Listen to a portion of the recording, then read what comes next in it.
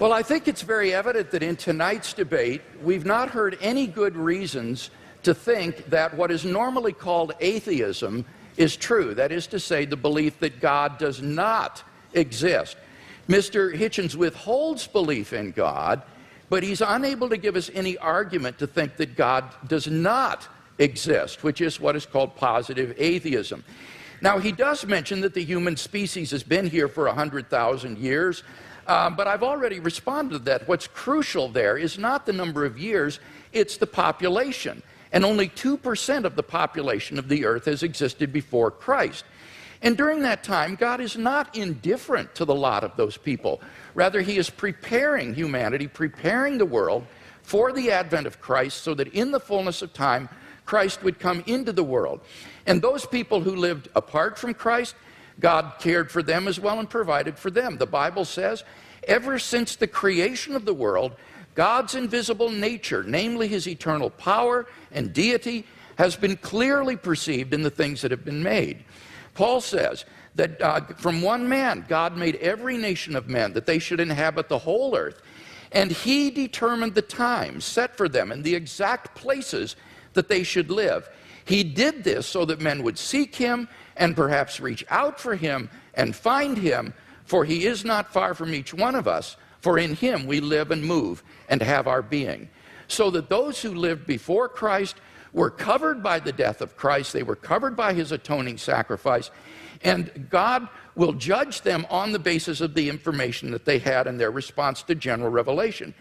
Similarly, for those who haven't heard of the gospel yet today, they will be judged on the basis of the information that they do have and how they respond to that. And aren't you glad that you don't have to judge them? You can leave this up to the hands of a just and holy and merciful God who will judge people on the basis of how they respond to the revelation that they do have. So we've not heard any argument tonight that God does not exist. Now, by contrast, I've given 5 arguments to show that Christian theism is true. First, we saw the cosmological argument. Mr. Hitchens has not disagreed with either of the premises of this argument, and so we have good grounds for believing there's a personal creator of the universe. As for the teleological argument, again, he didn't respond to what I said in my last speech with respect to the fine-tuning being well established in science, and that the fact that we're going toward nothingness, as he puts it, is an atheistic assumption, not a Christian assumption, and therefore doesn't do anything to disprove design.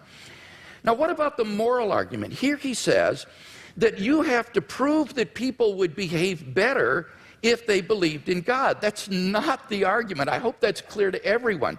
The argument is that without God as a transcendent foundation for moral values, we're simply lost in socio-cultural relativism. Who are you to judge that the Nazi ethic was wrong? Who are you to judge that the ethic of ancient Hinduism was wrong? Who are you to judge that the Afrikaner apartheid is wrong? This is all just the result of socio-cultural evolution, and there is no transcendent objective standard apart from God, and that's what God delivers for us. Now, Mr. Hitchens says, name one moral action that an unbeliever could not take. Well, that's trivially easy. If God exists, there are all kinds of moral duties that we have that the unbeliever could not recognize. At the panel discussion last week in Dallas, when Mr. Hitchens demanded that someone name such an action, a pastor on the panel immediately piped up, how about tithing? Well, leave it to a pastor to think of that, but clearly that's an action that only a believer would take. Even more fundamentally, what about the first and greatest commandment? You shall love the Lord your God with all your heart, with all your strength, with all your mind. That is an action that only a believer can take. No unbeliever can discharge even this most fundamental of moral duties. But in any case, all of this is beside the point with respect to the moral argument. The point is that on atheism, there are no moral obligations for anybody to fulfill. In nature, whatever is right, and Mr. Hitchens is unable to provide any sort of objective foundation for moral values. Massimo Pigliucci is a philosopher of biology. This is what he has to say. He says on atheism, there is no such thing as objective morality. Morality in human cultures has evolved, and what is moral for you might not be moral for the guy next door, and certainly is not moral for the guy across the ocean. And what makes you think that your personal morality is the one and everybody else is wrong? What we call homicide or rape, he said, is very, very common among different kinds of animals. Lions, for example, commit infanticide on a regular basis. Now, are these kinds of acts to be condoned? I don't even know what that means, because the lion doesn't understand what morality is. Morality, he says, is an invention of human beings. It's just a convention that human beings have adopted to live together, but it has no objectivity. And that's what I offer Mr. Hitchens tonight, is a solid, transcendent foundation for the moral values that I think he so desperately wants to affirm. What about the resurrection of Jesus? Here he misunderstood N.T. Wright's argument. N.T. Wright's argument is not that the success of Christianity means that it's true. That would apply to Islam and Mormonism. Rather, N.T. Wright's argument is that the origin of the disciples' belief that God had raised Jesus from the dead is so un-Jewish, it is so uncharacteristic, that you have to explain what would bring them to adopt so radical a mutation of Jewish belief as belief in a dying Messiah and a rising Messiah. And he says the only thing he can think of that would explain this is the empty tomb and the post-mortem appearances of Jesus.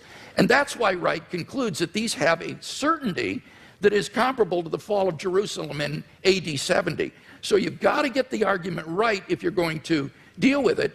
And in fact, I think the only explanation of these facts is the one the disciples gave, that God raised Jesus from the dead. Finally, the immediate experience of God has remained untouched. God is real to me, and unless I'm delusional, I'm perfectly within my rational rights to believe in God on the basis of this experience, just as I believe in the reality of the external world or the reality of the past on the basis of my experience.